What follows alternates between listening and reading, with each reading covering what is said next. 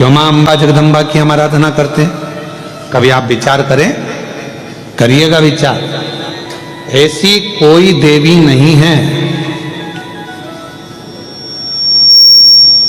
ऐसी कोई माता जगत जननी दुर्गा भवानी के जितने स्वरूप का आप दर्शन करेंगे, ऐसी कोई देवी नहीं है जिन्होंने शिव की आराधना नहीं करी।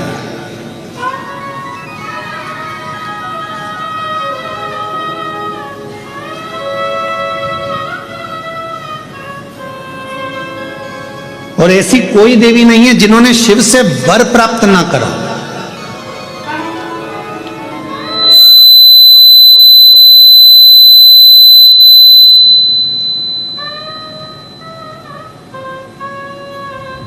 और सबसे बड़ा वर एक ही लिया माता रानी ने, जगत जननी दुर्गा भवानी ने, जगदम्बा ने भगवान देवाधिदेव महादेव से जो वर मांगा, जो वर की कामना करी, तो उन्होंने एक वर सबसे प्रबल मांगा।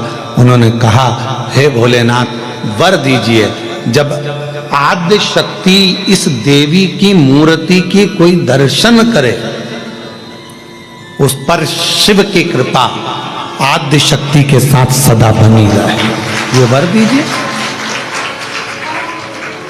मतलब फिर वही विद्येश्वर संहिता का संवाद आ गया। शिव महापुराण की विद्येश्वर संहिता कहती है, श्री शिवाय नमस्तुभ्यम बोलने वाले के मुख का मात्र कोई दर्शन कर लेता है तो उसको अश्वमेध यज्ञ का फल प्राप्त हो जाता है। समझना जरा कथा को बहुत सावधानी से। श्री शिवाय नमस्तुभ्यम का कोई मंत्र जाप कर ले और उसके मुख का मात्र दर्शन कर लो तो हमारे जीवन के सारे संचित पाप जितने भी हैं वो नष्ट हो जाते हैं। तो देखा जाए तो जैसे शंकर भगवान ने आद्य शक्ति दुर्गा भवानी को वर दिया कि तुम्हारे मूर्ति का दर्शन जो करेगा, हे दुर्गा, हे आद्य शक्ति, हे जगदम्बा, हे चामुंडा, हे कात्यायनी, हे गौरा, हे स्कंदा, हे मां चंद्रघंटा, हे चिंतपूर्णी, हे मनसा, हे कांगड़ा, हे ज्वाला, हे वैष्णव, हे मैयर, जो तुम्हारे इस स्वरूप का दर्शन करेगा, जो मांगेगा वो फल उसको प्राप्त होगा, मनवांचित फल उसको प्राप्ति हो, शिव की कृपा होगी। तो वही की वही बात तो यहाँ शिव महापुराण की विद्येश्वर संहिता में लिख दिया। विद्येश्वर संहिता में लिखा कि श्री शिवाय नमस्तुभ्यम का जाप करने वाले, श्री शिवाय नमस्तुभ्यम के मंत्र का उच्चारण करने वाले, श्री शिवाय नमस्तुभ्यम को बोलने वाले के मात्र मुख का दर्शन कर लीजिए। अगर मुख का दर्शन कर लिया तो हमारे जीवन के जितने संचित पाप हैं वो सब नष्ट हो जाते हैं और अश्वमेध यज्ञ का पुण्य फल हमें प्राप्त हो जाता है।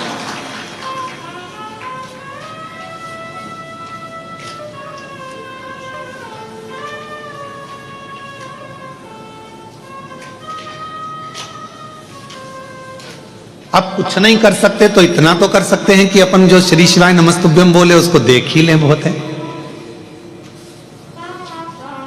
इसलिए शिव महापुराण की कथा में आपसे बारंबार श्री शिवाय नमस्तुभ्यम, श्री शिवाय नमस्तुभ्यम, श्री शिवाय नमस्तुभ्यम, श्री शिवाय नमस्तुभ्यम, श्री शिवाय नमस्तुभ्यम, श्री शिवाय नमस्तुभ्यम। क्यों शिव महापुराण में आपसे हम श्री शिवाय नमस्तुभ्यम मंत्र का जाप करवाते हैं, बारंबार मंत्र बुलवाते हैं? क्यों? क्योंकि आप जब मंत्र का जप कर कर कहीं से भी निकल कर जाओ, घर जाओ, परिवार में जाओ, किसी रोड पर से निकल कर जाओ, किसी मार्ग पर से निकल कर जाओ और आपके चेहरे का भी यदि कोई दर्शन कर ले और वो कोई अच्छे कार्य के लिए जा रहा हो तो आपके चेहरे का दर्शन करके उसका कार्य सफल हो जाए। ये श्री शिवाय नमस्तुभ्यम के मूल सार है।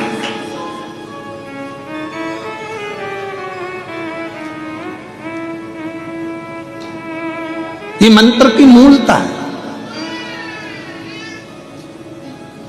एक श्री शिवाय नमस्तुभ्यम मंत्र। तो यहाँ आद्य शक्ति दुर्गा भवानी वो कहते हैं ना कि आप व्यस्त हो तो समझ लो कि सबसे ज्यादा मस्त हो।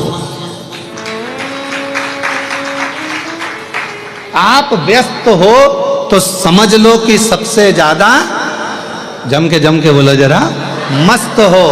और आप किसी की खुशियों को देखकर त्रस्त हो तो समझ लो काय के मस्त हो। किसी की खुशी देखकर कोई अच्छे पद पर बैठ गया, कोई अच्छी कुर्सी पर बैठ गया, कोई अच्छे पद पर पहुंच गया, कोई अवधि पर पहुंच गया, कोई बहुत अच्छा काम कर लिया, किसी ने बहुत अच्छा कार्य कर लिया और उसको देखकर आप अंदर ही अंदर से त्रस्त हैं, तो फिर काय के मस्त है, काय के मस्त। इसलिए शिव महापुराण की कथा कहती है कि भगवान से प्रार्थना करा करो कि मुझे व्यस्त रखना। अगर मैं व्यस्त नहीं रहूंगा तो लोगों की अवगुण देखूंगा, लोगों के गलत गलत भाव देखूंगा, अच्छा ही नहीं देख पाऊंगा। इसलिए मुझे व्यस्त रखना। व्यस्त, आप व्यस्त हो तो समझ लो कि आप मस्त हो। और यदि दूसरे की खुशियां देखकर आपका मन त्रस्त हो रहा है तो फिर ऐसी मस्तता किसी काम की नहीं।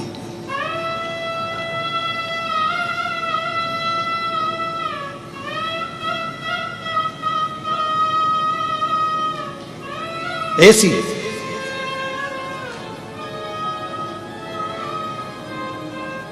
महाराज शिव महापुराण की कथा कर रही है, भगवान शंकर का चरित्र कर रहा है। मेरी जितनी आद्य शक्ति दुर्गा भवानी, मेरी माँ जगतजननी, पार्वती माँ, जितनी माता हैं, ये कहीं ना कहीं शिव की स्तुति करती हैं और शंकर भगवान इनको प्रेरणा देते हैं कि किन असुर का संहार करना, किन दुष्टों का संहार करना।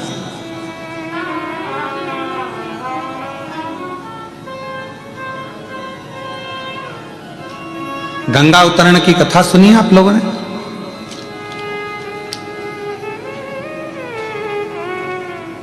जम के बोलो, गंगा जी की कथा सुनी? गंगा जी कैसे आई थी, भागीरथ जी ने तप करा और भागीरथ बाबा ने तप कर 60,000 जो राख के ढेर थे उनकी मुक्ति के लिए गंगा जी को लेकर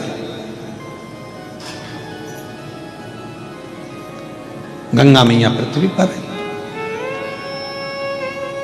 और यदि आप कथा सुने तो आपने गंगा जी की कथा तो सुनी, पर कभी आपने सरयू माता की कथा सुनी कि सरयू जी जो राम जी की अयोध्या में बहती है, अवधपुरी में बहती है, उस माँ सरयू को लाने वाले कौन थे? माँ सरयू पृथ्वी पर कैसे आ गई? माँ सरयू थी कौन? ये सरयू माता कौन थी? कहाँ रहती थी? कैसे आ गई पृथ्वी पर? कभी इसका स्मरण आपने किया?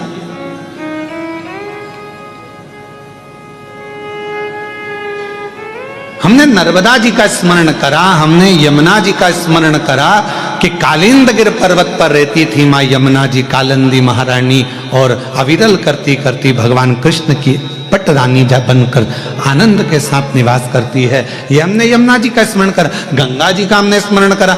माँ सरयू जी का प्रागट्य कैसे हो गया? माँ सरयू जी कैसे आ गई पृथ्वी पर? लाने वाले माँ सरयू जी को कौन थे? कैसे माँ सरयू पृथ्वी पर आ गई?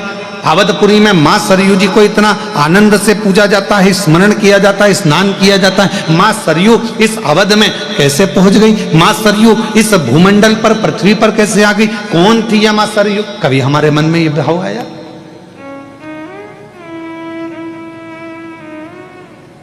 तो शिव महापुराण की कथा बड़ा सुंदर वर्णन कर रही है सरयू माता के चरित्र का।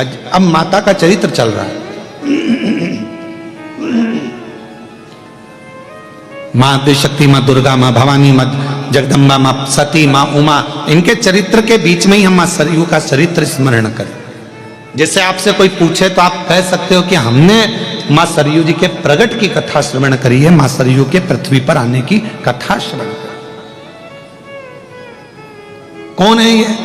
ये भगवान नारायण के, भगवान विष्णु की मानस पुत्री है सरयू। मानस पुत्री इतनी सुंदर थी, इतनी सुंदर, सुंदर सुंदर घुंघराले केश मां सरयू जी के, मस्तक पर बिंदी लगी है, होठों पर लाली है, कानों में झुमका है, गले में सुंदर हार पहनी हुई हैं और मस्तक पर एक सुंदर सा बेंदा लगा हुआ है, टीका लगा, सुंदर लहंगा, सुंदर चोली, सुंदर पांव में पैजनिया, सुंदर हाथ में चूड़ा, उंगलियों में मुद्रिका, भुजबंद करधना, लंबी लंबी चोटी, केश खुले हुए, और मां सरयू पूरे बैकुंठ में भ्रमण कर रही है, पूरे बैकुंठ।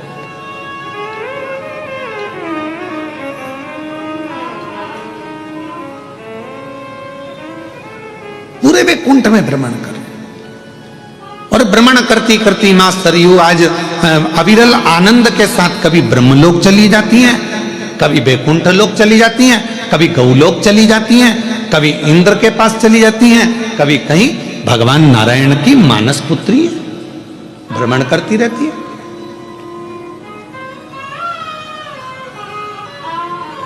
और इनका एक नियम बड़ा प्रबल है, मां सरयू जी का सबसे प्रबल नियम है मां सरयू का, कि मां सरयू भगवान नारायण की मानस पुत्री हैं। और ये कब उत्पन्न हुई?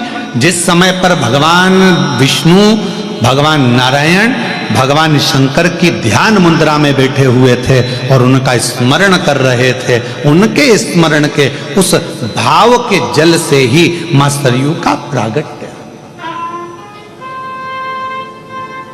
भगवान नारायण की मानस पुत्री मन से प्रकट हुई है, भ्रमण कर रही हैं। स्कंद पुराण का ये चरित्र वर्णन करता है, मां सरयू जी कभी ब्रह्मलोक जाती हैं, कभी भगवान बैकुंठ लोक में भ्रमण करती हैं, कभी गौलोक में भ्रमण करती हैं, सुंदर आनंद के साथ में मंत्र जाप करती जाती हैं, शिव नाम नारायण नाम करती जाती है।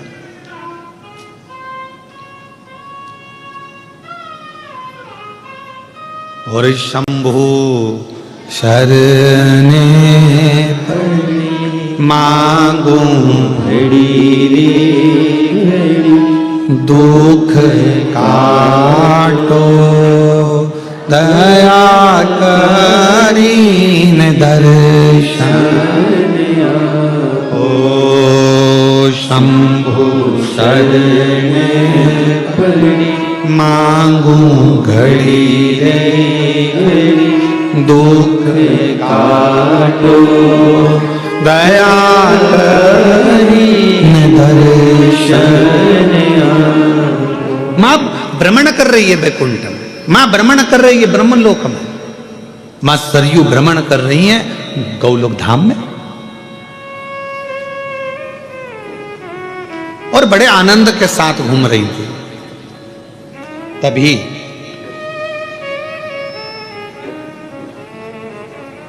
वशिष्ठ बाबा ने देखा कि भूमंडल पर जीव पाप से ग्रसित हो रहा है, और इस पाप से ग्रसित व्यक्ति के जीवन में यदि एक बार भी कोई ऐसे स्वरूप का दर्शन हो जाए कि जिसके दर्शन करते से ही जीवन के सारे पाप नष्ट हो जाए, तो वो कौन हो सकती है?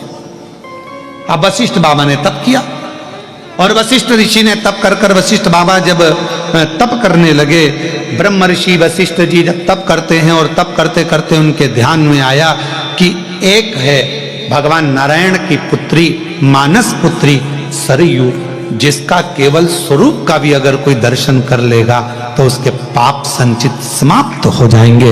ऐसी सरयू को जाना, सरयू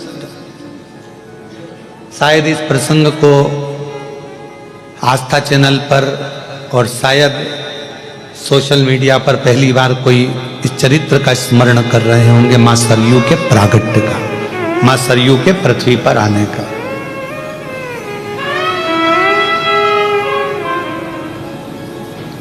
कि मां सरयू पृथ्वी पर कैसे आई, और संपूर्ण को आप लोगों के लिए पितृपक्ष का सबसे सुंदर आनंदमय कथा प्रसंग है, जिस प्रसंग को सुनकर आपके पितृ भी तृप्त होंगे और आप भी तृप्त होंगे। वशिष्ठ बाबा ने तप किया। ब्रह्मर्षि वशिष्ठ तप कर रहे हैं, किसको मैं लेकर आऊं, किसका स्वरूप का दर्शन करूं जिससे संचित पाप नष्ट हो जाए मनुष्य के। तब ब्रह्मर्षि वशिष्ठ जी ने ध्यान लगाकर देखा तो भगवान नारायण की मानस पुत्री सरयू बड़ी अच्छी है, सुंदर है, पवित्र है।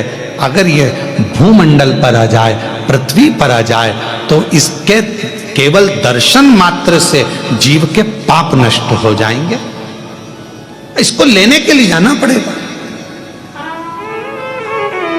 मां सरयू को लेने के लिए जाना पड़ेगा। वशिष्ठ जी ने अपने मन में विचार कर लिया और वशिष्ठ बाबा चल दिए मां सरयू जी को लेने के लिए। सबसे पहले पहुंचे ब्रह्मलोक, ब्रह्मलोक में मां सरयू जी नहीं थी। फिर पहुंच गए इंद्रलोक, इंद्रलोक में मां सरयू जी नहीं थी। गरुण वरुण पितृ सारे लोकों में भ्रमण करते करते वशिष्ठ बाबा आखिरी में बैकुंठ लोक पहुंच गए, जहां पर मां सरयू विराजमान थी। और भगवान नारायण से स्वयं वशिष्ठ बाबा ने कहा, प्रभु ये सरयू को संसार की मुक्ति के लिए, संसार के उद्धार के लिए और मात्र स्वरूप के दर्शन के लिए इस मां सरयू जी को पृथ्वी पर भेज दो, जो आपकी मानस पुत्री है।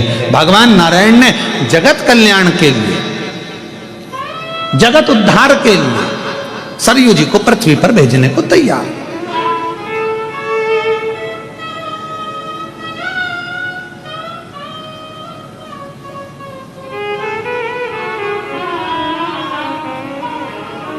अब कई लोगों के मन में एक प्रश्न आता है, गुरुजी इस प्रसंग का शिव पुराण से कौन सा संबंध है?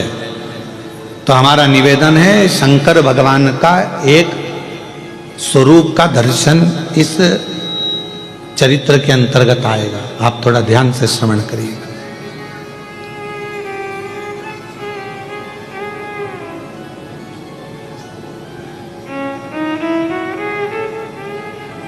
सरयू जी को दे दीजिए, ठीक है, ले जाओ।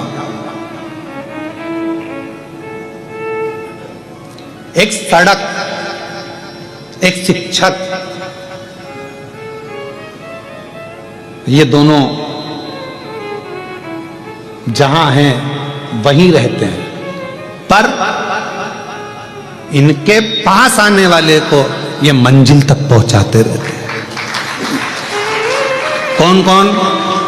जम के बोलो जरा। सड़क और शिक्षक। शिक्षक वही नौकरी कर रहा है, स्कूल में पढ़ा रहा है, उसको वही तनख्वाह मिल रही है, 25,000, 50,000, 30,000, 20,000 जो उसको मिलती है, उससे हमें कोई मतलब नहीं। पर शिक्षक वही है, शिक्षक वही पहनावा पहन रहा है, वही पैंट, वही शर्ट, वही साधारण सा जीवन जी रहा है। और शिक्षक वही है, वही 25, 30, 10, 20 हजार रुपए महीना कमा रहा है, 40, 50 हजार रुपए महीना कमा रहा है। पर वो शिक्षक के पास जो जाता है, शिक्षक वही रहता है, पर शिक्षक अपनी शिक्षा के माध्यम से अपने शिष्य को कहीं कलेक्टर, कहीं एसपी, कहीं डीएसपी, कहीं कमिश्नर बना देता है। वो वही है, पर उसके जो शिष्य हैं वो उच्च पद पर पहुंच जाते हैं, उनको उनकी मंजिल मिल जाती है। सड़क का काम भी यही है, रोड का काम भी यही है। सड़क क्या करती है? सड़क वहीं पर है। सड़क कहीं कहीं क्या है? बैरुल की सड़क बैरुल में है, अमरावती की अमरावती में है। सड़क कहीं कहीं क्या, पर उस सड़क पर अभी वो हमारा वो हितेश कह रहा था, कौन सा एक्सप्रेस बना है नारखेड़े जी? हाँ, समृद्धि एक्सप्रेस बना। तो वो बोल रहे थे, हितेश कहने लगे, गुरुजी एक समृद्धि एक्सप्रेस बना है। तो मैंने कहा कहाँ है? तो कहा वो नागपुर से ऐसा गया मुंबई के लिए और बहुत अच्छा बना। हमने कहा रोड गई क्या? तो कहा नहीं गुरुजी, रोड तो वही है, बस मंजिल गई है, केवल मंजिल, रोड वही है। रोड और शिक्षक वही रहते हैं, कहीं नहीं जाते। उसी स्कूल में नौकरी करना है उसको, सड़क को वहीं रहना है बैरुल में, सड़क को वहीं रहना है जलगांव में, सड़क को वहीं रहना है अमरावती में, पर उस पर जो चलता है वो अपनी मंजिल तक पहुंच जाता है। शिक्षक के पास जो आता है वो अपनी मंजिल तक पहुंच जाता है। कोई एसपी, कोई कमिश्नर, कोई कुछ बन जाता है उच्च पद पर। आप और हमको पढ़ाने वाला कोई शिक्षक ही तो है ना, जो आज आपको हम इस जगह पर बैठे हुए हैं। और कभी कभी वो शिक्षक मिलता है जिसने पढ़ाया, तो आप क्या देखते हो? वो वही है, वो वही है, वो वही साधारण जीवन जी रहा है, ट्यूशन पढ़ा रहा है, रिटायर हो गया पर पढ़ा रहा है, वो वही है। और आप और हम कहाँ पहुंचे? तो कहा कोई कलेक्टर बना, कोई आईजी बना, कोई कमिश्नर बना, कोई तहसीलदार बना, कोई इंस्पेक्टर बना, कोई पटवारी बना, कोई ये बना, कोई वो बना, सब उच्च उच्च पद पर पहुंच गए और वो शिक्षक वहीं की वहीं रहा, रोड वहीं की वहीं रही। उसी रोड पर चलकर लोग कृष्णेश्वर पहुंच जाते हैं, और उसी रोड पर चलकर लोग रामेश्वर पहुंच जाते हैं, और उसी रोड पर चलकर लोग सोमनाथ पहुंच जाते हैं। रोड नहीं बदली, ना शिक्षक बदला, पर मंजिल शिक्षक ने भी दी है और रोड ने भी दी है। आज वशिष्ठ बाबा क्या कर रहे हैं?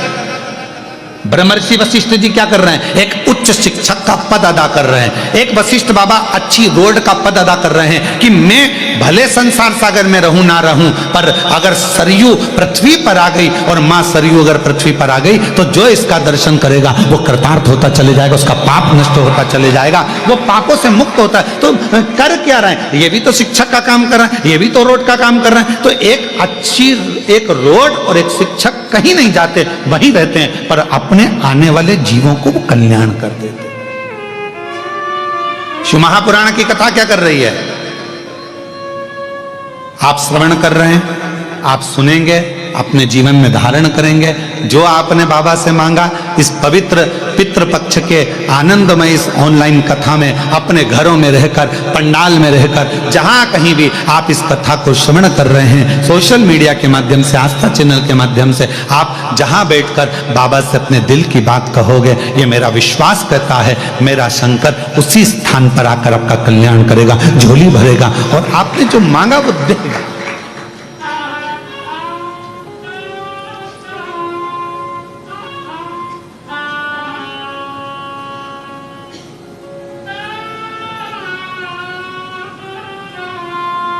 जो तुमने मांगा है वो देगा। और महादेव नमन चरणों में स्वीकार कीजिए, सबका किया है मेरा भी उद्धार कीजिए, उद्धार कीजिए। है त्रिपुंडधारी, है त्रिशूलधारी, है त्रिपुंडधारी, है त्रिशूलधारी। चरणों में तेरे बाबा जी पावन है चारों धाम, चरणों में तेरे बाबा जी पावन है चारों धाम। तेरी देव करते वंदना पूजे सीताराम, तेरी देव करते वंदना पूजे सीताराम। हो जाए पूरी कामना, हो जाए पूरी कामना, उपकार कीजिए, सबका किया है मेरा उद्धार कीजिए, उद्धार कीजिए। है त्रिपुंडधारी, है त्रिशूलधारी, है त्रिपुंडधारी, है त्रिशूलधारी। बाबा इतनी कृपा, इतनी करुणा करिए, इतनी दया करिए, इतनी करुणा करिए। रोड अपना काम कर रही है, शिक्षक अपना काम कर रहा है, एक माता पिता अपना काम करते हैं, उपदेश देना, समझाना, बच्चों को ज्ञान देना, समझ जाए तो उसकी जिंदगी बन जाए।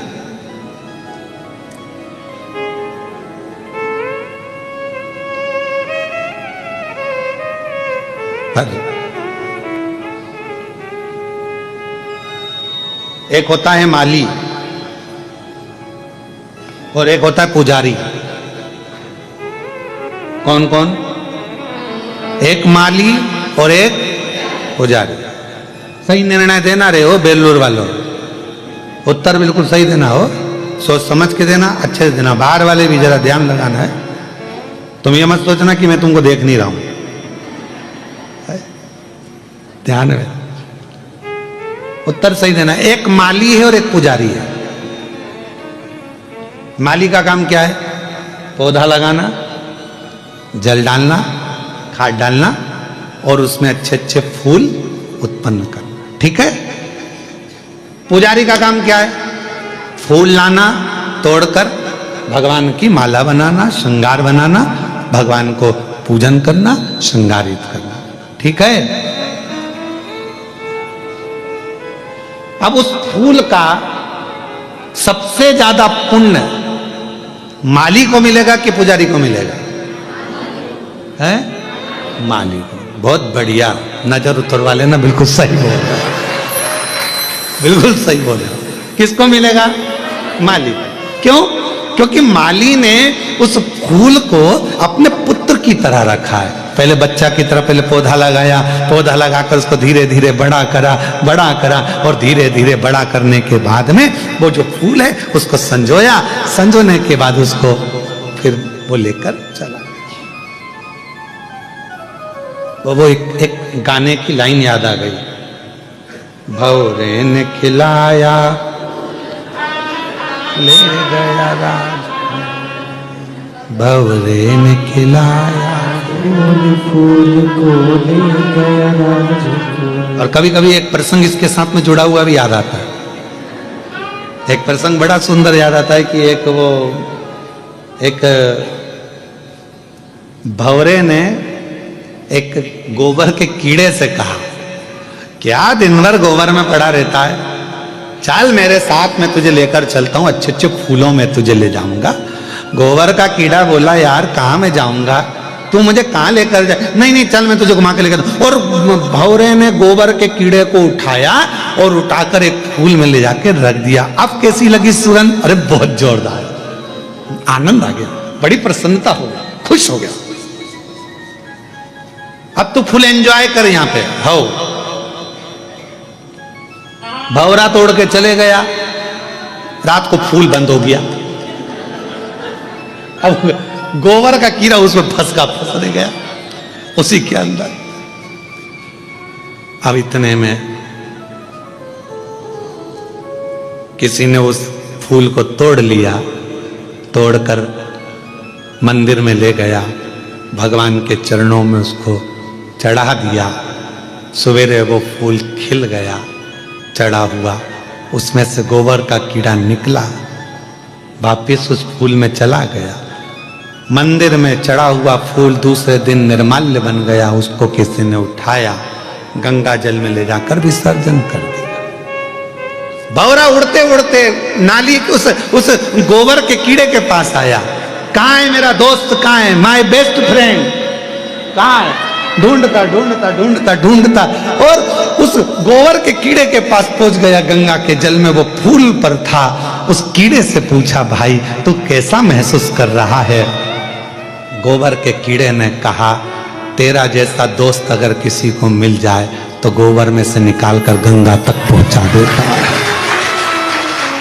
गोबर में से निकाल कर गंगा तक पहुंचा देता है। कोई ऐसा सदगुरु हमारी जिंदगी में भौरे की तरह आता है, भ्रमण करता हम संसार के उसी गोबर में पड़े हुए हैं, काम आसक्ति वासना लोभ तृष्णा झूठ प्रपंच सब में फंसे हुए हैं। उसमें से एक कोई सदगुरु भौरे के रूप में आएगा, तुम्हें निकालेगा, कहीं कथा में ले जाकर बिठा देगा, मन लगेगा, फिर धीरे से तुम्हें शिव जी के मंदिर तक पहुंचा देगा, एक लोटा जल चढ़ाने में लगा देगा, एक लोटे जल चढ़ाते एक दिन तुम्हें परमात्मा की शरणागति का सुख दिला देगा। वो समझ लेना कि कोई मिला जिसने हमें परमात्मा तक भेज दिया। और भौरे ने खिलाया ले गया राज, भौरे तू कहना ना भूल, फूल मेरा हो गया इधर। भौरे ने खिलाया फूल को ले गया राज। अब ये भौरे के भीतर वो गोबर का कीड़ा जो लगा, गोबर का कीड़ा जो गया, गोबर के कीड़े के कितने प्रसन्नता होगी कि मैं कभी जिंदगी में गंगा के जल में जाता क्या, कभी मैं गंगा जल तक पहुंचता क्या। पर अच्छी मित्रता, अच्छा दोस्त, अच्छी संगत, अच्छे व्यक्ति तुम्हें अच्छाई की ओर ले जाकर छोड़ देता। पर गोबर के कीड़े में कम से कम एक अकल तो थी कि वो वापस गोबर में नहीं आया। नहीं तो आज के व्यक्ति को कितना, अभी एक जगह पर हम गए थे, वहां पर वो नशा मुक्ति केंद्र, हम अभी कथा करने हैदराबाद गए तो कहा गुरुजी ये 5 मिनट के लिए आना, तो हम गए वहां नशा मुक्ति केंद्र में। तो हमने उनसे पूछा क्यों ये सबकी छूट गई, कि हाँ गुरुजी आधों की छूट गई, आधों की छूटने वाली। अच्छा, हमने कहा ठीक है, जिनकी छूट गई उनको मिला दो हमसे। हमने कहा भैया कहाँ से आए हो, तो कोई कहा कि हम बीजापुर से आए हैं। अच्छा ठीक है, फिर कोई बोला वहां से, हमने कहा ठीक है, छोड़ दी।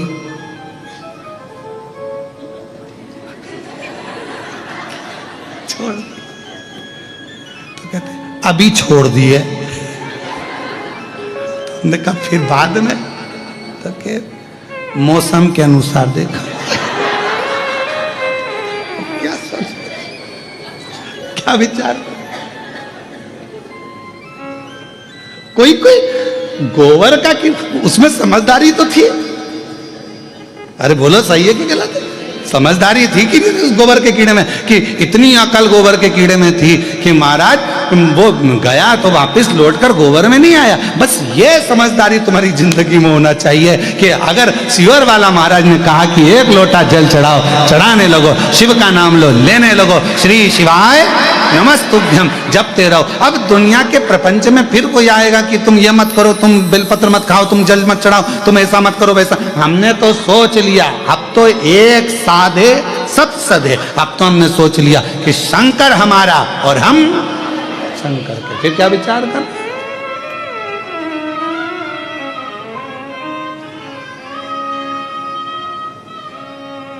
एक भजन का पर्चा यशराज पंडित जी के पास हो दिया, तो वो एक जो हम सोच लिए, जो हम विचार कर लिए, जो हम मन में सोचे विचार कर, तो महाराज शिव कथा कर रही है और मैंने तेरे ही भरोसे बाबा, तेरे ही भरोसे हवा बिछ उड़ती जावांगी बाबा, डोर को छड़ी ना कटी जावांगी। ओ भोले मैं तेरी शंभो, मैं तेरी हवा बिच उड़ती जावांगी बाबा, डोर कटी जावांगी। तो रोड का काम है और शिक्षक का काम है, उन्होंने आपको मार्ग दिखाया, सत मार्ग दिखाया। अब आपके ऊपर निर्भर करता है कि आप क्या ग्रहण करो, ये आपके ऊपर निर्भर करता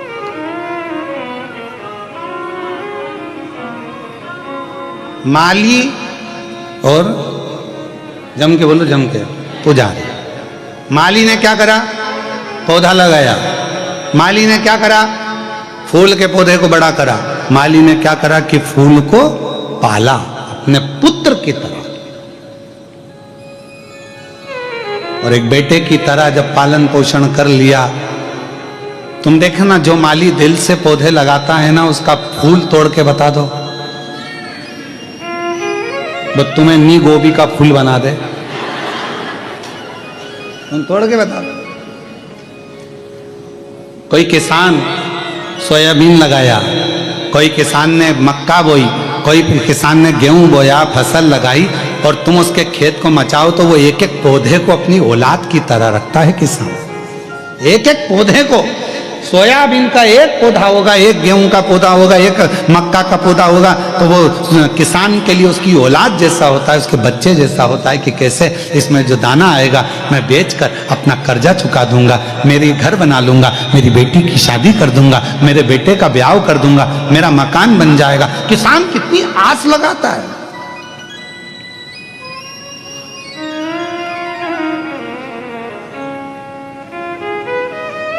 एक किसान कितना सोचता है कि वो जरा सा सोयाबीन आएगा ना, मैं इतना इतना कम, तो उसने आस जोड़ कर रखी, उसने विश्वास जोड़ कर रखा, विश्वास रखा।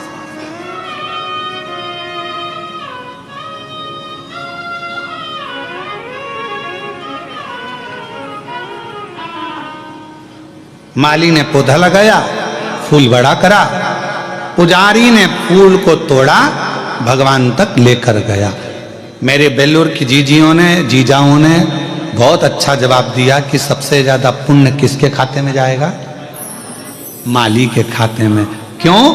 उसने अपने पुत्र के भाव से उसको संजोया है, और पुत्र को संजो कर उसने परमात्मा तक ले जाने के लिए छोड़ दिया है। बीच में मझधार जो बना है, बीच में सेतु जो बना है, बीच में जो मंजिल तक पहुंचाने वाला बना है, वो पूजा है।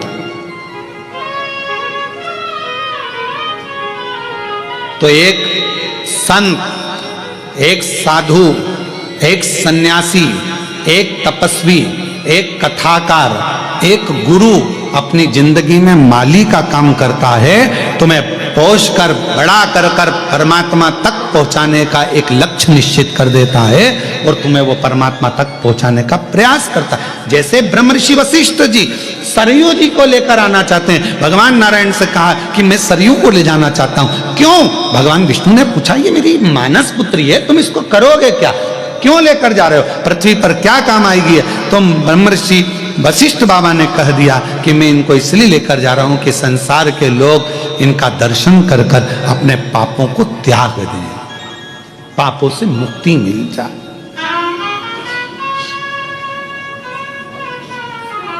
और कोई जाए जो काशी में मेरा पेगा ले जाना, कोई जाए जो काशी में मेरा पेगा ले जाना।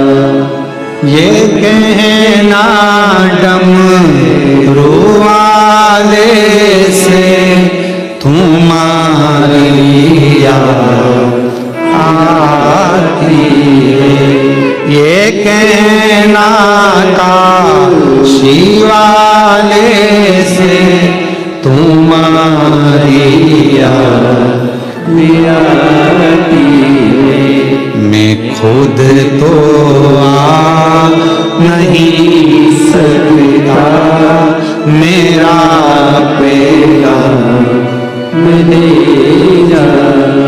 कोई जाए जो काशी मेरा पेगा ले जाना। अगर दिल से आप भगवान को भज रहे हो, दिल से स्मरण कर रहे हो, मन से पुकार रहे हो, तो परमात्मा आपको खींचकर रखता अपने पास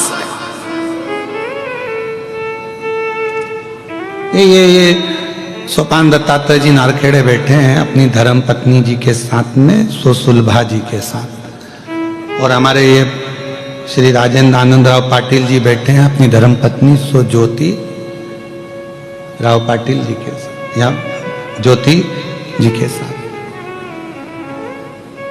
इनके कैलाश मानसरोवर के टिकट पक्के थे।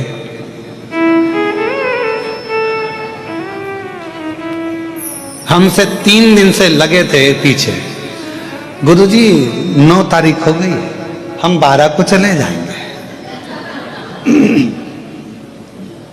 फिर बोले गुरुजी 10 तारीख को, फिर बोले हम 11-12 को चले जाएंगे। 11 तारीख को फिर बोले हम 12 को चले जाएंगे।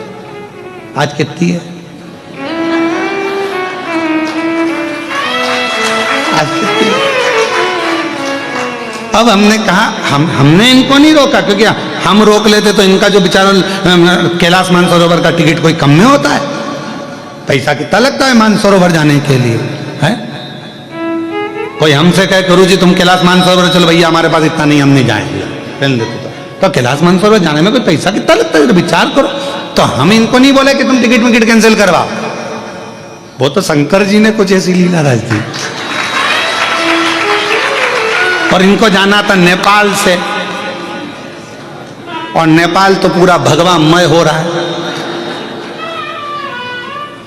छत्रपति वीर शिवाजी महाराज की, अब पूरा नेपाल तो भगवामय हो रहा है। तो वहां एयरपोर्ट हुआ तो बंद, तो इनके जो जिनने टिकट बुक करे थे उन्होंने कहा आप अभी अपन बाद में चलेंगे, और तुम्हारे टिकट का पैसा संचित है, रखा हुआ है, तुम टेंशन मत लेना, जो जहां है वहीं रहना।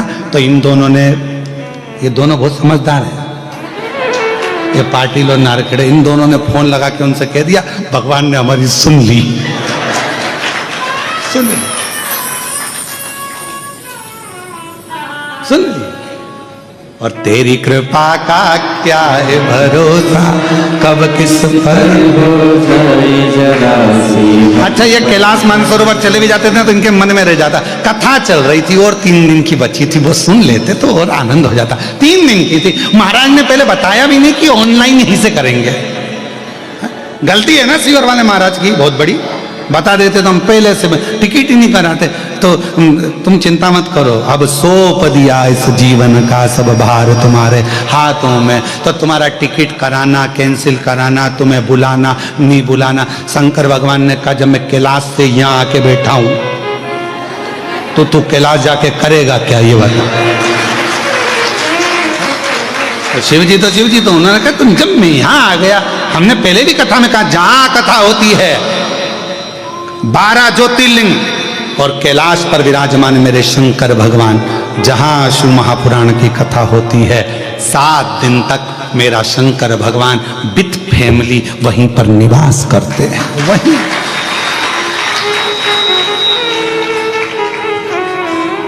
और अकेले वो भी नहीं रहते, अपने गणों के बिना, इसलिए तुम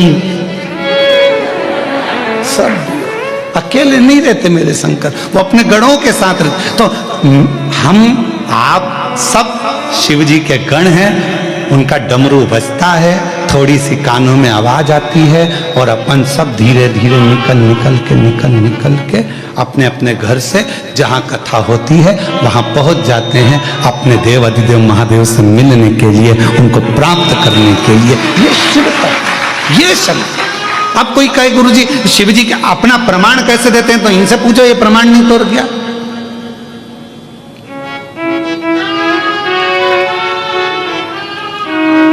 महाराज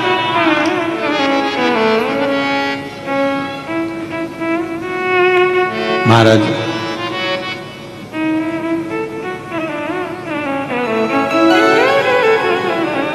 शिव कथा कर रही है, देव अधिदेव महादेव भगवान शिव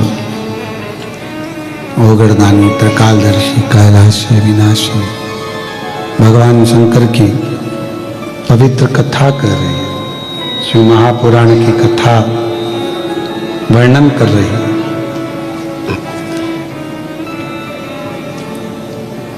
वशिष्ठ बाबा से पूछा कि सरयू जी को लेकर आप जा रहे हो,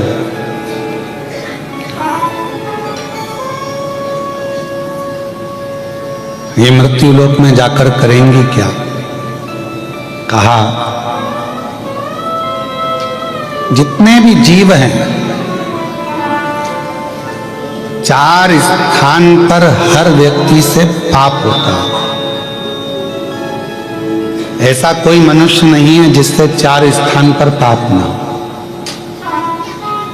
दुनिया का कोई व्यक्ति कह दे कि हम सबसे ज्यादा पवित्र हैं, हमने जिंदगी में कोई पाप नहीं किया, समझ लेना पक्का झूठेला है।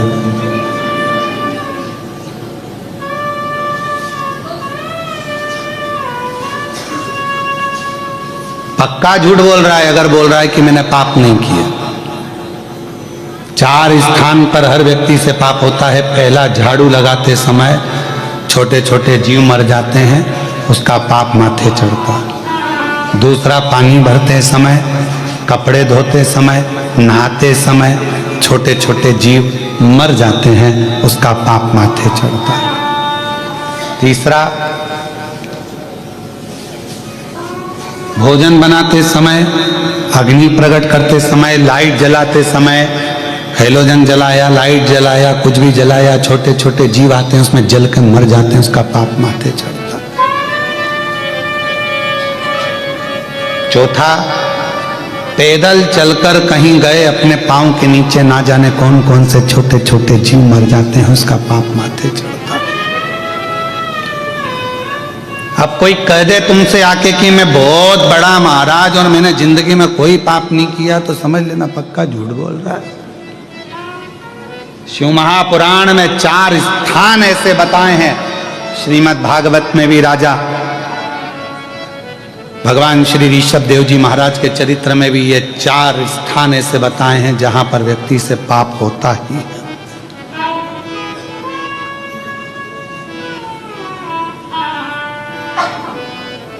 अब तुम मुंह हाथ नहीं धोगे क्या?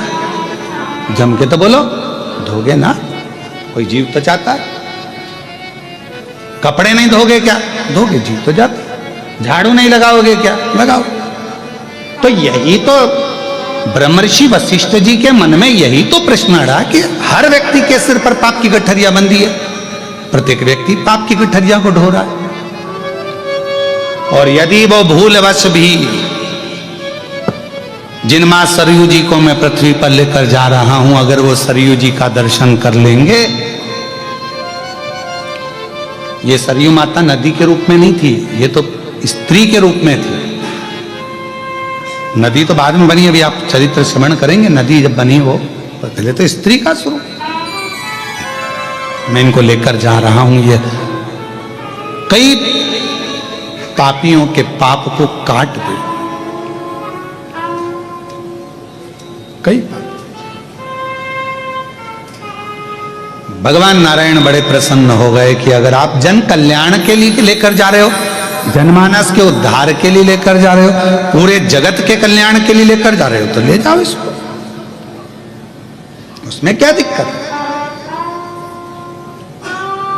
जीव का कल्याण हो, इससे बढ़कर सुख और क्या है? कभी आप लोग कुबेरेश्वर धाम आए तो बाबा कुबेरेश्वर धाम पर यदि आप आए तो आप दर्शन करें वहां कुबेरेश्वर बाबा के धाम पर। नित्य प्रति रोज प्रतिदिन भोजन भंडारा चलता है। 50,000 60,000 भक्त रोज का प्रसाद पाता, रोज का। कभी आप कुबेरेश्वर धाम जाएं तो वहां पर कई ऐसे बच्चे हैं जो अपनी विद्या का खर्चा उनके माँ बाप नहीं उठा सकते, तो कुबेरेश्वर धाम का एक रजिस्टर ऑफिस में आप दर्शन करके आओ कि उसमें कितने बच्चे कुबेरेश्वर धाम की ओर से विद्या अध्ययन कर रहे हैं, कितनी बेटियां पढ़ रही, कितने बेटे पढ़ रहे हैं। अध्ययन करो। कभी मौका मिल जाए तो कुबेरेश्वर धाम अभी एक नया क्रम प्रारंभ करने वाला है थोड़े दिन में कि प्रतिदिन एक बेटी का विवाह, लड़की वाले लड़के वाले 25-25 दोनों आ जाएं, 50 लोग एकत्रित हो जाएं, उनके भोजन की व्यवस्था, उनके दहेज की व्यवस्था सारी कुबेरेश्वर धाम से हो और उनका मंगल विवाह कर कर कुबेरेश्वर धाम से विदा कर दिया है, क्योंकि वो उनके पिता का घर है। फिर हम क्यों कहें कि ये आपका मायका? मायका है तो वहां फर्ज भी तो अदा हो कि वहां पर तुम्हारे लिए कुछ करा।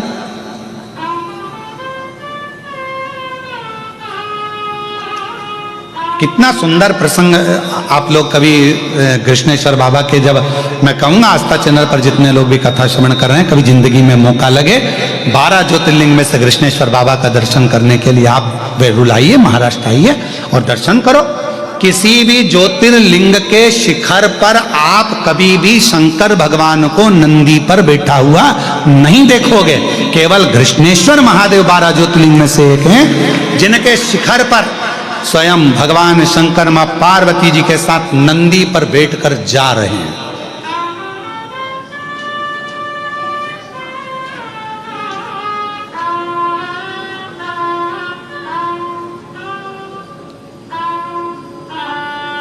एक पत्र है, देखो जरा, इस पत्र में कृष्ण लिखा है।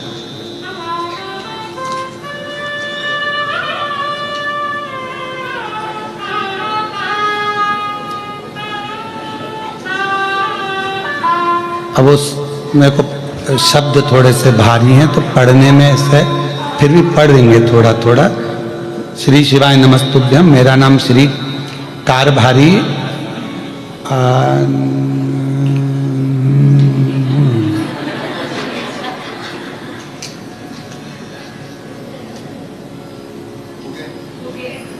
हो गया।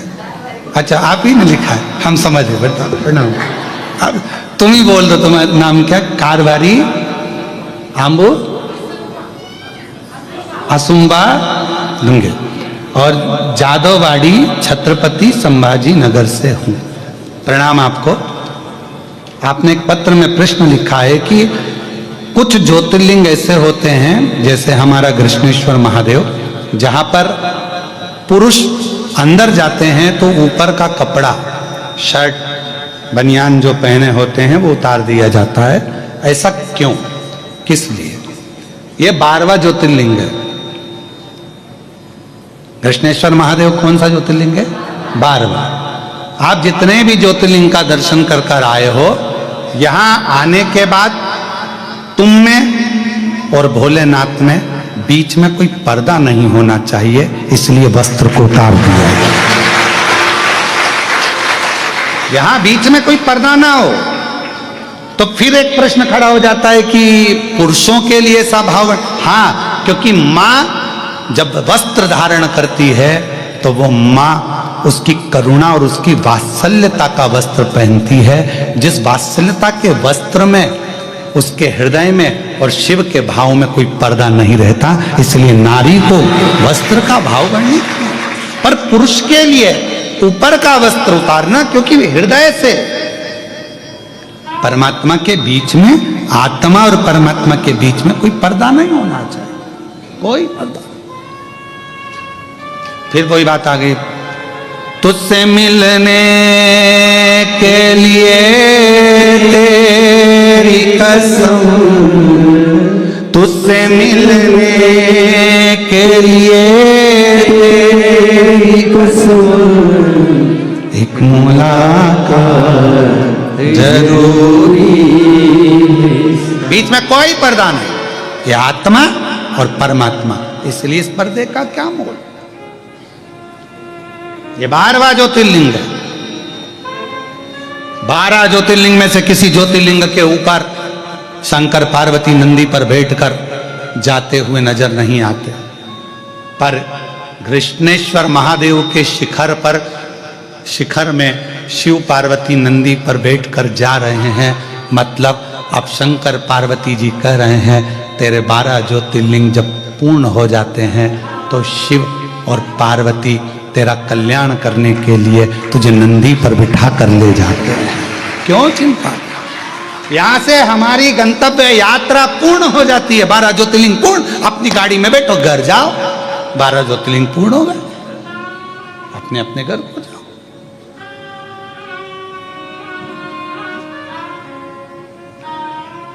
कितना सुंदर जिस कृष्णेश्वर बाबा के ज्योतिर्लिंग के मंदिर का निर्माण स्वयं छत्रपति वीर शिवाजी के दादाजी ने कराया हो, और फिर उस मंदिर का निर्माण स्वयं माहिल्याबाई होलकर ने कराया हो। इतना पवित्र मंदिर का प्रांगण, जहां की शिला, जहां की शिखर आनंद दे। अब बैठो तो थोड़ा, वहां थोड़े बात मत करो, थोड़ा बैठकर। कल हमने प्रयास करा था वहां पहुंचकर बाबा से हालचाल जानने का, पर लोग ने हमारा जान लिया।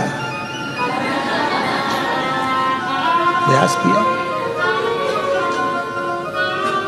वो वाला गीत है ना, तेरा पीछा ना छोड़ूंगी। तो थोड़ी देर बैठे, बात करें, उसके सामने बैठकर परमात्मा से हृदय की बात हो। मेरा कृष्णेश्वर नाथ, मेरा भोलेनाथ, जहां विद फैमिली आनंद के साथ सबके कल्याण के लिए आनंद से विराजमान है। एक एक पूरे मंदिर के शिखर में 21 हाथी बैठे हैं। तुमने गिने कि नहीं गिने पता नहीं, यहीं की यहीं रहते हो, कभी कभी तो गिन लिया करो। कितने? 21 हाथी पूरे शिखर के अंदर विराजमान है। अर्थात वह हाथी क्या कहते हैं? भगवान शंकर पार्वती जी से कहते हैं, जगत जननी, जो 12 ज्योतिर्लिंग की यात्रा पूर्ण कर कर कृष्णेश्वर आता है, उसके घर में अष्टलक्ष्मी नहीं, जिन लक्ष्मियों को मैंने जनमानस में संपूर्ण जगत के उद्धार के लिए 21 लक्ष्मियों की प्रागट्यता का वर्णन किया, वो 21 लक्ष्मियां संपूर्ण जगत के कल्याण के लिए प्रवेश कर जाती।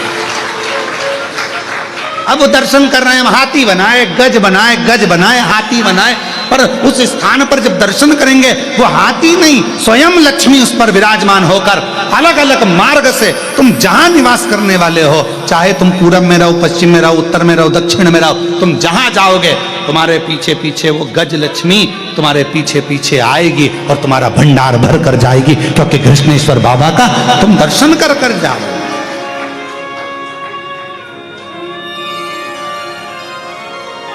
तुम कृष्णेश्वर नाथ का दर्शन कर कर जा रहे हो।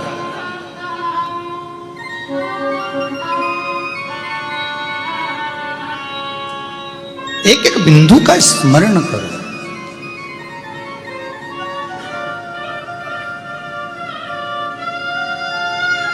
शिव जी का चढ़ा हुआ जल, दूध, दही, बेलपत्र वो बहकर एक नंदी के मुख से बाहर आता है कुंड की ओर। कितने प्रेम से लोग चढ़ाते होंगे, मंत्र बोलकर हर हर महादेव, श्री शिवाय नमस्तुभ्यम, नमः शिवाय, पंचाक्षर मंत्र, षडाक्षर मंत्र, ना जाने क्या क्या, कितनी कामना लेकर आते होंगे, कितना भाव लेकर आते होंगे, और उसका चढ़ा हुआ जल पीछे कुंड में आता होगा। जब हम उस जल का प्रोक्षण करते होंगे तो लगता है पूरे विश्व में जितनी पवित्र नदियां हैं, सरोवर है, कुंड है, बावड़ी है, सबका जल हमारे ऊपर आ जाए, सबका जल, और हमें पवित्र कर देना। वो जल हमें प्राप्त हो। कल हम थोड़ी देर वहां बैठे, स्पर्श किया, उसका आनंद, दर्शन, सुख दिया।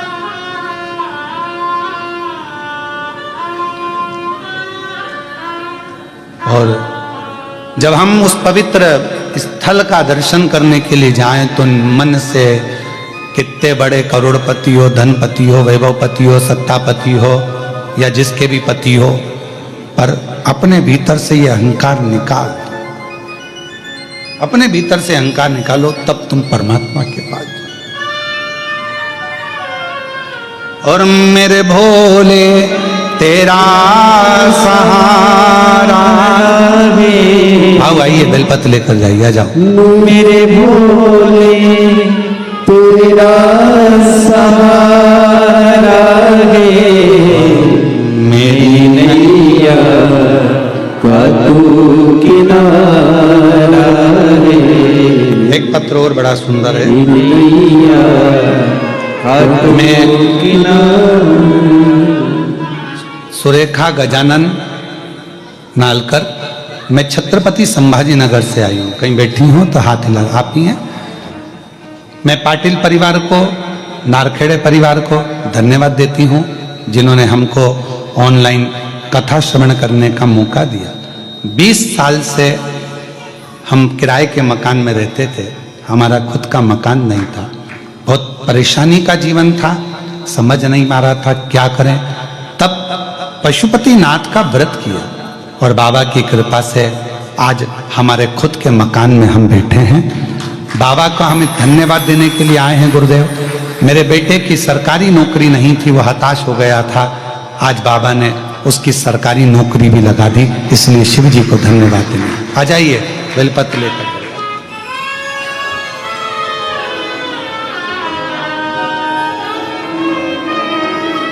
और तेरी कृपा का क्या है भरोसा, कब किस पर हो जाए, जरा सी हम पर कर दो, जरा सी हम पर कर दो। तेरी कृपा का क्या है भरोसा, कब किस पर हो जाए, जरा सी हम पर कर दो, जरा सी हम पर कर दो। जिस पर भी हो गई तेरी कृपा करुणा, वो भव पार हुआ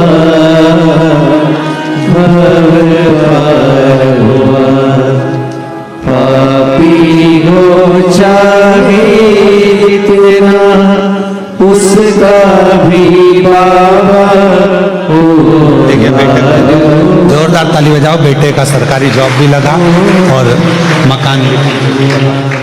एक पत्र और बड़ा सुंदर है। मैं नम्रता राहुल जी जाजू कहीं बैठी हो तो हाथ हिला, आप ही है। छत्रपति संभाजी की रहने वाली हूं, नगर की। कथा 5 सालों से सुन रही हूं गुरुदेव। 3 साल पहले पशुपति व्रत किया तो हमारा बाबा ने मकान बना दिया। 5 साल से मेरे जीवन में बहुत कुछ उतार चढ़ाव आए। 2 बेटियां थी, एक 12 वर्ष की हो गई, एक 6 साल की हो गई, पर एक कामना थी पुत्र की। पर जिसको भी हमने पत्रिका दिखाई, हाथ दिखाया, सब महाराजों ने एक ही बात कही कि तुमको पुत्र का योग नहीं है। बेटा आया है क्या साथ में? लिया लिया, पुत्र का योग नहीं है। आपकी कथा से ऐसा बल मिल गया कि मेरे गर्भ ठहरा। सबने मना करा कि गर्भस्थ नारी को मंदिर नहीं जाना चाहिए, पर आपकी कथा में सुना था कि गर्भ अवस्था में शिवजी के मंदिर जरूर जाना चाहिए। गर्भ अवस्था थी, पूरे 9 महीने शंकर भगवान को 1 लोटा जल चढ़ाती। सारे महाराजों ने मना करा था कि तुम्हारे यहाँ लड़का नहीं होगा, पर मेरे बाबा को 1 लोटा जल 9 महीने तक चढ़ाया और बाबा की ऐसी कृपा हुई कि मेरे घर में 10 जून 2025 को पुत्र रत्न की प्राप्ति हुई। मैं बाबा को प्रणाम करने के लिए यहाँ आई। एक लाइन गुरुजी हम हमेशा गुनगुनाते हैं मंदिर में, तेरे दरबार की बाबा निराली शान देखी, तेरे दरबार की बाबा निराली शान देखी, तुझे देते नहीं देखा पर झोली भरी देखी, तुझे देते नहीं देखा पर झोली भरी देखी, मुख दुनिया मोड़े बाबा तू मुखड़ा ना मोड़, मुख दुनिया मोड़े शंभो तू मुखड़ा ना मोड़, मेरी लगी परी दीनो बाबा तू मेरे ना बोल, लगी परिधीनो बधाई।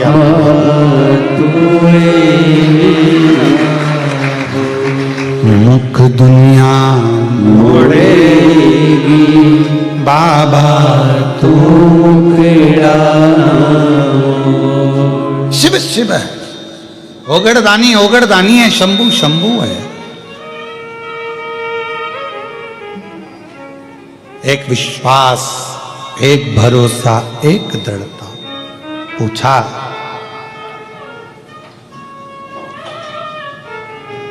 जगत का उद्धार करना है, 4 स्थान पर हर व्यक्ति से पाप होता है, वो पाप से मुक्त हो जाए, इसलिए मां सरयू जी को बैकुंठ से, आपकी मानस पुत्री है नारायण, इसको पृथ्वी पर भेज दो। ठीक है,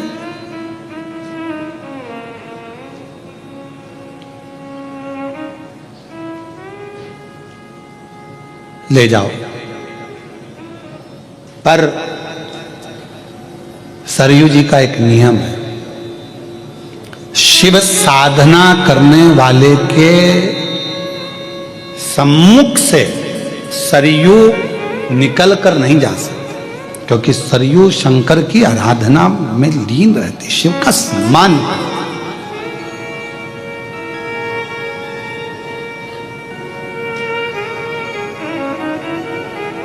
अगर कोई भगवान शंकर की साधना कर रहा होगा, भगवान शिव की आराधना कर रहा होगा, कोई मृत्यु लोक में भगवान शंकर का तप कर रहा होगा, साधना कर रहा होगा, तो सरयू उससे आगे नहीं बढ़ पाएगी, क्योंकि शिव साधना के आगे सब शून्य है। एक बात याद रखिए, कितने भी वेद पढ़ लो, कितने भी शास्त्र पढ़ लो, कितने भी पुराण पढ़ लो, चाहे तुम दुनिया के कितने बड़े भी विद्वान बन जाओ और कितने बड़े भी ज्ञानी बन जाओ, यदि तुम्हारे मुख पर शंकर का नाम नहीं आया और तुम्हारे कानों में शिव तत्व नहीं आया, तो समझ लेना सब शून्य है, सब शून्य। आप कितने बड़े भी विद्वान बन जाएं, आपकी विद्वत्ता कितनी बड़ी भी हो, आप कितने बड़े सारे वेद पढ़ लिए, सारे शास्त्र पढ़ लिए, सबका अध्ययन कर लिया, और तुमने कहा कि मैं इन भगवान को मानता हूं, मैं उन भगवान को मानता हूं, मैंने ये वेद पढ़ा, मैंने ये शास्त्र पढ़ा, मैंने ये पुराण पढ़ा, पर शास्त्र कह रहा है, शिव महापुराण की कथा करिए, यदि आपने अपनी जिंदगी में शंकर का मंत्र अपने कानों में नहीं श्रवण किया है, मुख पर शिव नाम तुम्हारे नहीं आया है, तो समझ लेना कि तुम्हारा वेद पढ़ना, शास्त्र पढ़ना, सब शून्य। शिव को नहीं जाना ना तुमने, शंकर को नहीं जाना।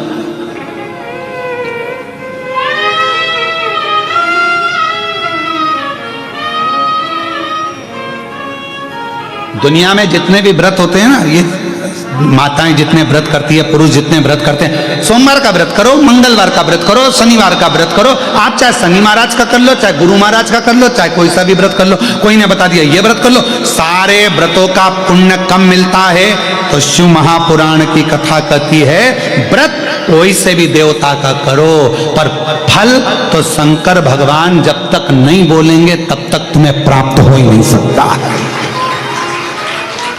शिव की आज्ञा होगी, इसने माता जी का व्रत करा है, शंकर की आज्ञा होगी, वर दीजिए, फल दीजिए तो मिले।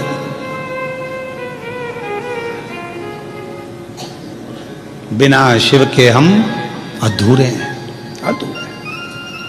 शंकर भगवान के बिना हम अधूरे हैं, हमारे अधूरता है, बिल्कुल अधूरे। तो कोई कहते मैं इतना विद्वान हूं, मैं इतना प्रखर विद्वान हूं, मैंने इतनी विद्वत्ता, मैंने ये वाले पुराण पढ़े, मैंने ये वाले शास्त्र पढ़े, और अगर विद्वान और शास्त्र और पुराण पढ़ के बैठे हैं, तो मेरा निवेदन है वो शिव की निंदा कभी ना करें, क्योंकि शंकर के बिना गति नहीं है, शंकर के बिना मति नहीं है, शंकर के बिना सत्य नहीं है, शंकर के बिना सुंदरता नहीं है, और शंकर के बिना शिव स्वयं नहीं, शंकर के बिना मुक्ति नहीं है। शिव मुक्ति के दाता भी है। कोई शंकर का भजन करने वाला बैठा है, कोई शिव की आराधना करने वाला बैठा है, कोई शंकर की उपासना करने वाला बैठा है, कोई भगवान शंकर की आराधना में डूबा हुआ है, कोई मस्तक पर त्रिपुंड लगाया हुआ है, गले में रुद्राक्ष धारण करा हुआ है, शिव नाम मुख पर है, श्री शिवाय नमस्तुभ्यम भगवान के मंत्र के उच्चारण कर रहा है, रुद्राक्ष धारण करा हुआ है, मस्तक पर तिलक लगा हुआ है, उसके सामने से तो स्वयं काल को भी सोचना पड़ता है निकलने से पहले। तो भगवान नारायण कह रहे हैं, अगर पृथ्वी पर कोई शंकर की आराधना कर रहा होगा तो सरयू आगे नहीं बढ़ सकती, सरयू आगे नहीं बढ़ पाएगी। पहले आप देख लो, ब्रह्मर्षि वशिष्ठ जी, पहले विचार कर लिए, ब्रह्मर्षि वशिष्ठ जी सरयू जी को लेकर जा रहे हो, पर कहीं पर यदि शिव की आराधना चल रही होगी, शंकर का तप चल रहा होगा, तो सरयू नहीं बढ़ेगी। वशिष्ठ जी ने, ब्रह्म ऋषि वशिष्ठ जी ने ध्यान लगाकर देखा कि कौन सा रोड अच्छा है जहां पर ट्रैफिक नहीं हो। लोग कहते हैं आज के समय में गूगल पे सर्च करा जाता है मैप, क्या बोलते हैं हितेश, रोड मैप ही बोलते हैं, गूगल पे सर्च करते हैं आज के समय में। ये कथा कब की है? उस समय पे उन्होंने सर्च कर लिया था कि कौन सा रोड क्लियर है, रोड कौन सा क्लियर है उस समय सर्च कर लिया। पूरब से जाऊं, पश्चिम से जाऊं, उत्तर से जाऊं, दक्षिण से जाऊं, कहां से? फिर विचार किया और शंभु विचार करा जाने के लिए कौन सा मार्ग पकड़ा जाए। तब एक मार्ग देखा जिस मार्ग में कोई भी शिव की साधना नहीं कर रहा था। एक मार्ग ब्रह्म ऋषि वशिष्ठ बाबा ने भगवान नारायण से हाथ जोड़कर कहा, अब मैं सरयू माता को ले जाऊं? हाँ ले जाओ। जनमानस के कल्याण के लिए? हाँ ले जाओ। जगत के उद्धार के लिए? हाँ ले जाओ, ले जाओ, ले जाओ। चले। सरयू जी ने कहा, मैं अपने ब्रह्मा जी से मैं वर लेकर आऊं। ब्रह्मा जी को प्रणाम करा मां सरयू ने, नारायण भगवान को प्रणाम करा मां सरयू ने, मां लक्ष्मी को नमन किया मां सरयू ने, इंद्रदेव को नमन करती हुई मां सरयू ब्रह्म ऋषि वशिष्ठ के साथ चल दी। भागीरथ जी गंगा जी को लाए थे, ब्रह्म ऋषि वशिष्ठ किसको लाए हैं? जम के बोलो, सरयू। चलते चलते चलते चलते जिस मार्ग पर इन्होंने सर्च करा था, रोड क्लियर है, ट्रैफिक जाम नहीं मिलेगा, उसी रोड पे आगे चलते चलते स्वयं मार्कंडे ऋषि बैठकर तप कर रहे थे, और वो भी शंकर जी का ट्रैफिक जाम। मार्कंडे ऋषि तप कर रहे हैं, और मार्कंडे ऋषि तप में लीन, शिव नाम में, शंकर के नाम में। श्री श्री शिवाय नमस्तु, श्री शिवाय नमस्तु, श्री शिवाय नमस्तुभ्यं, श्री शिवाय नमस्तुभ्यं, श्री शिवाय नमस्तुभ्यं, श्री शिवाय नमस्तुभ्यं। मार्कंडे बाबा तप कर रहे हैं, साधना कर रहे हैं, शिव नाम जप रहे हैं। उनको क्रॉस कौन करे? हमारे यहाँ शिव महापुराण की व्यासपीठ का एक नियम है, सबको याद है वो नियम। जहां कथा होती है उसके सामने का जो स्थान होता है वो नंदी का स्थान होता है, जो एकाग्रता में कथा को श्रवण करता है। इसलिए शिव महापुराण का पूजन करने वाले किसी भी व्यक्ति को हम सामने नहीं जाने देते।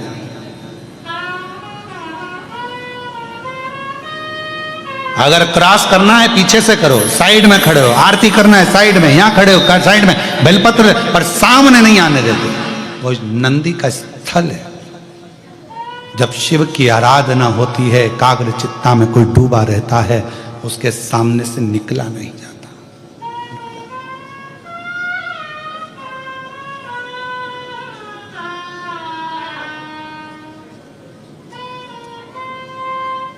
निकलते नहीं।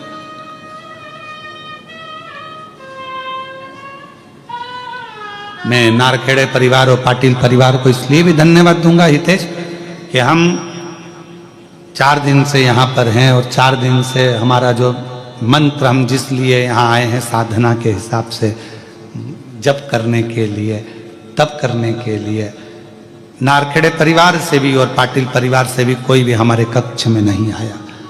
यहाँ तक कि हम जिस कक्ष में रहते हैं उसकी गली में भी ये लोग क्रॉस नहीं करे। ये भगवत भजन में ये लोग डूबे हैं। एक साधना।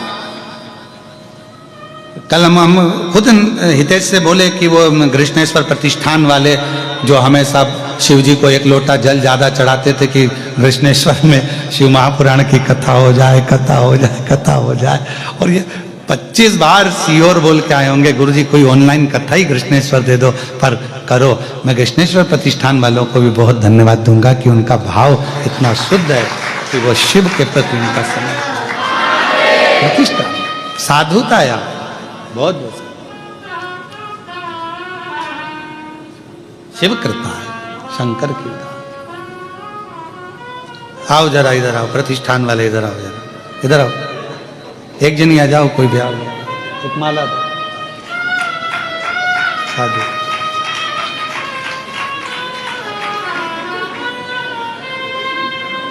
अरे तुम भी प्रतिष्ठान में ही हो।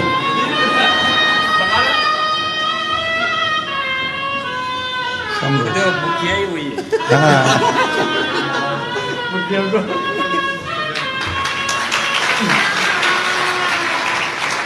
तुम दो एक साथ आ जाओ, दो ही आ जाओ।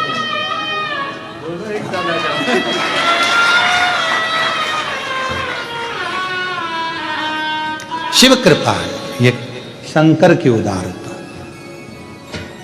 एक विश्वास। मार्कंडे बाबा के तप साधना में लगे। अब तप साधना वो भी शिव की, शंकर भगवान की। सोचा ही नहीं था, हमने तो पूरा नेट सर्च करा था तो रास्ता क्लियर था, यहां तो कोई तप होना ही नहीं था। बैठे मार्कंडे बाबा, श्री शिवाय नमस्तुभ्यं, श्री शिवाय नमस्तुभ्यं, श्री शिवाय नमस्तुभ्यं, श्री शिवाय नमस्तुभ्यं। ऐसी तप साधना में डूबे हैं मार्कंडे बाबा। सरयू माता चलती चलती बीच मार्ग में रुक गई। ब्रह्मर्षि वशिष्ठ ने कहा, सरयू माँ बढ़ो चलो। सरयू माता कहती हैं, यहां कोई शंकर का तप कर रहा, शिव की आराधना, यहां कोई भगवान देवाधिदेव महादेव का तप कर रहा है। शंकर के तप करने वाले के शरीर की ऊर्जा, उसकी रोमावली की, उसकी जो वायु बहती है उसके शरीर से लगकर उसकी एक बल, एक एनर्जी बल प्रदान करती है। कोई शंकर की आराधना करने वाला हो ना, शिव की, उसके चरण भी छूने की जरूरत नहीं है। अगर कोई शंकर की आराधना करने वाला कोई शिव भक्त है, कोई भगवान शंकर की उपासना करने वाला कोई शिव भक्त है, और आपको सूचना मिल जाए कि वो शिव भक्त यहां से निकल कर गया है, बस उसी रास्ते पर 2 क्षण के लिए आप भी पैदल चलना प्रारंभ कर दो, उसकी हवा भी हमारे शरीर को एक आनंद प्रदान करेगी, दुख को मिटा देगी। जो हवा चली है, जो वायु चली है, उसके शरीर से छूकर वो भी हमको एक लाभ देती है, सुख देती है। यहां कोई तप कर रहा है शिव जी का। ब्रह्मर्षि वशिष्ठ जी ने कहा, मैंने तो देखा कोई तप नहीं कर रहा। नहीं कर रहा है, पता करो। ब्रह्मर्षि वशिष्ठ जी गए, सरयू मैया खड़ी की खड़ी रह गई। चले, मालूम पड़ा कि मार्कंडे ऋषि भगवान शिव की आराधना में डूबे हुए थे, शंकर का भजन कर रहे थे। तभी सरयू माता ने कहा, मैं आगे नहीं जा पाऊंगी जब तक कि मार्कंडे ऋषि तप साधना से नहीं उठ जाते। अब ये तो कितने वर्ष के लिए तप कर रहे हैं, कितने वर्ष हो गए इनको तप करते हुए, कौन जानेगा कैसे उठेंगे ये। ब्रह्म ऋषि वशिष्ठ जी ने देखा कि इनको तप करते हुए बहुत समय हो गया पर उठने वाले नहीं है। तब सरयू माता से पूछा, माँ अब आप आज्ञा दो कि इनको कौन उठा सकता है। तो सरयू जी ने कहा, शंकर के भक्त को शंकर ही उठा सकता है, बाकी के किसी की सामर्थ्यता नहीं है कि कोई उठा ले।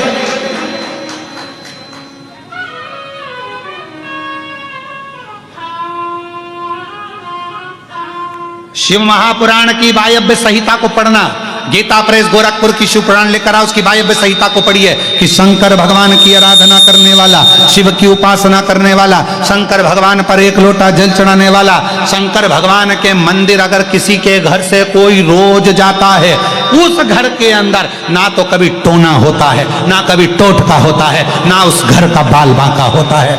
क्यों? क्योंकि वो शंकर का घर होता है, शिव का घर है वो। किसकी सामर्थ्यता है कि कोई कर दे?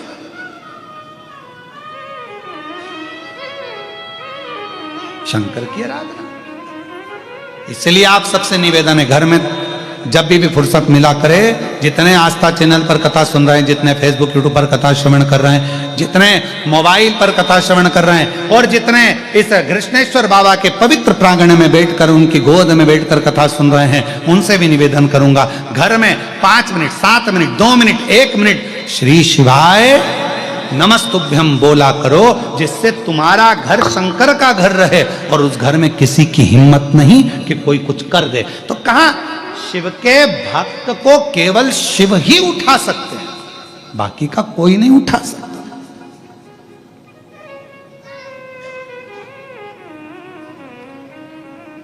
शंकर भगवान के भक्तों को केवल शंकर भगवान। जब तक भाव ना हो तो भगवान आएगा क्या? कहते हैं प्रेम से प्रभु छिलके भी खा गए, कहते हैं प्रेम से प्रभु छिलके भी खा गए, शबरी के झूठे बेर भी खाते रहा करो, दर्शन के नैन बावरे दर्शन दिया करो, भक्तों के घर भी सांवरे आते रहा करो, भक्तों के घर में सावरे आते रहा करो। देवाधिदेव महादेव का चरित्र कह रहा है। मां सरयू प्रसंग वर्णन कर रहा है कि मां सरयू को लेकर चले। कौन उठाए मार्कंडे बाबा को? जो शिव की आराधना कर रहे हैं, शंकर का तप कर रहे हैं। सरयू माता ने कहा शिव के सिवाय इनको कोई नहीं उठा सकता। ब्रह्म ऋषि वशिष्ठ बाबा ने शिव जी से प्रार्थना करी, सरयू जा रही है, जब तक तप चलेगा मार्ग काट नहीं सकती सरयू। आप कृपा करो, विनय है, निवेदन है, कहो। शंकर भगवान ने तुरंत कह दिया वशिष्ठ जी आप जाइए, मैं सरयू जी के लिए मार्ग बनाता हूं। भगवान शंकर ने पार्वती माता को गाय का रूप रखकर भेज दिया और कह दिया कि जाओ इस नील पर्वत पर गौ माता का रूप रखकर तुम घास चरो, जाकर थोड़ा सा भ्रमण करो, मैं शेर का रूप लेकर आऊंगा। भगवान शंकर शेर का। इस मार्कंडे बाबा को उठाना सरल नहीं है, पर शिव साधना में उठेंगे। तुम देखो पार्वती जी गौ माता बनकर गई और गाय का रूप रखकर मां जगत जननी भ्रमण करने लगी नील पर्वत पर, जहां पर बैठकर तप कर रहे थे स्वयं मार्कंडे ऋषि, स्वयं मार्कंडे बाबा जा तप कर। बोल सरयू माता की। मार्कंडे बाबा जहां बैठकर तप कर रहे थे, गौ माता वहीं पर पार्वती जी गाय बनकर वहां भ्रमण करने लगी। भगवान शंकर शेर बनकर आए और शेर बनकर उन्होंने तेज गर्जना कर दी, धाड़ लगाई एकदम जम के और दौड़े गाय के पास। गाय ने रंभाना प्रारंभ करा, गौ माता ने रंभाना प्रारंभ करा, और गौ माता ने जैसे रंभाना प्रारंभ करा, मार्कंडे बाबा तो तप में लगे हुए थे, साधना में डूबे हुए थे। उनका स्मरण, उनकी चित्तवृत्ति में तुरंत आवाज गई कि कोई गाय के पीछे शेर पड़ गया और वो सिंह गौ माता को खा जाएगा। और मैं यहां तप कर रहा हूं, साधना कर रहा हूं, भजन कर रहा हूं, ये ठीक का? उठे मार्कंडे ऋषि, गाय को बचाने के लिए दौड़ पड़े। जो गौ माता को बचाने के लिए दौड़े, गौ माता को बचाने के लिए जैसे ही दौड़े, शंकर भगवान सिंह के रूप में, बाघ के रूप में, गौ माता के पीछे, शंकर भगवान के पीछे मार्कंडे बाबा, और दोनों के बीच में इधर गौ माता, इधर शेर, बीच में मार्कंडे ऋषि खड़े हो गए।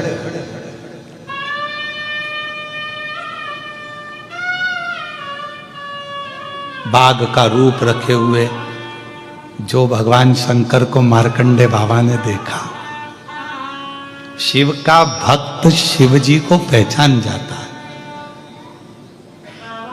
शंकर को पहचान। कई लोग कहते हैं गुरुजी कुबरेश्वर धाम पे इतने भक्त आते हैं, आप कैसे कह सकते हैं कि शंकर का प्रिय भक्त कौन? हमने कहा उसका चेहरा बोल जाता है, चेहरा बोल। उसकी भक्ति कितनी प्रबल है उसका भाव बोलेगा। मार्कंडे ऋषि ने जो शंकर जी को देखा शेर के रूप में, मार्कंडे बाबा बोले मेरे भोलेनाथ मैं तो तप कर रहा था तुम्हें बुलाने के लिए, तुम यहां शेर बनकर कब आए? और जो पीछे पलट कर देखा तो जो गौ माता थी वो पार्वती जी थी। मार्कंडे ऋषि ने कहा ऐसा दर्शन तो कभी किसी को हुआ ही नहीं, कभी नहीं हुआ। आज मेरे ऊपर इतनी करुणा कैसे कर दी? एकदम मम्मी टॉफी निकाल कर दे दे तो बच्चा भी डिप्रेशन में आ जाता है। आज बात क्या है? तब समझ में आया कि मम्मी ने टॉफी निकाल के इसलिए दी थी कि बुआ आई है तो दादी के कमरे में बैठे रहना, क्या क्या दादी दे रही है बताते रहे। आज समझ में आया कि टॉफी क्यों दी है, समझ।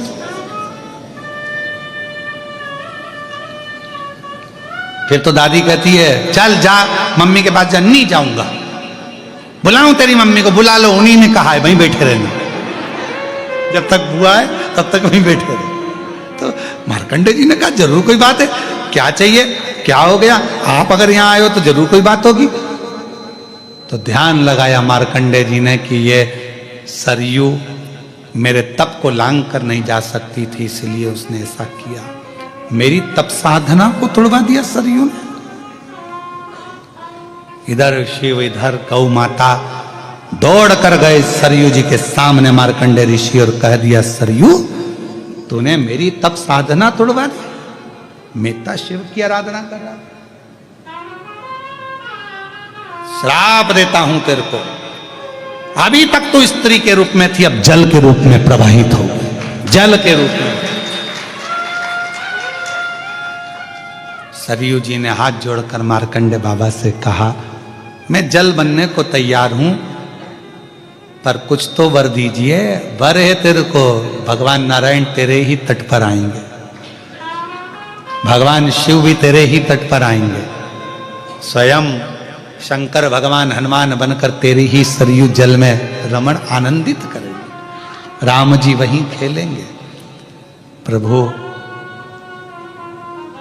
आपने मुझे श्राप तो दिया कि मैंने आपका तप तोड़ दिया, पर आपको खुशी नहीं हुई कि तप भी टूटा तो महादेव ने स्वयं तोड़ा और महादेव का पार्वती के साथ दर्शन हुआ।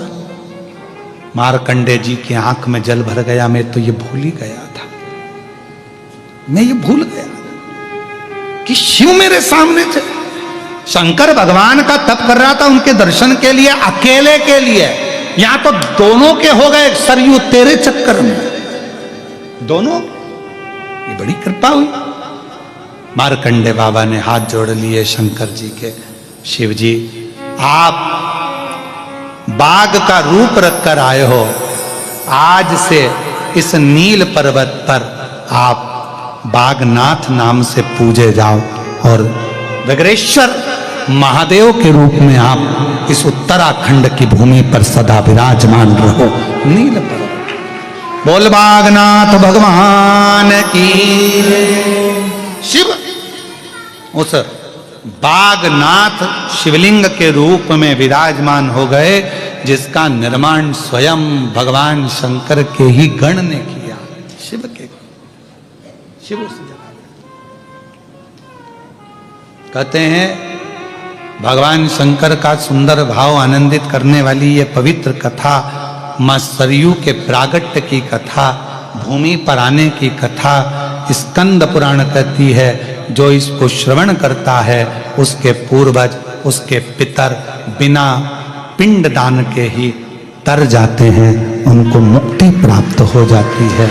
जो पितृ पक्ष में मां सरयू के प्रागट्य की अविरल कथा को श्रवण करता,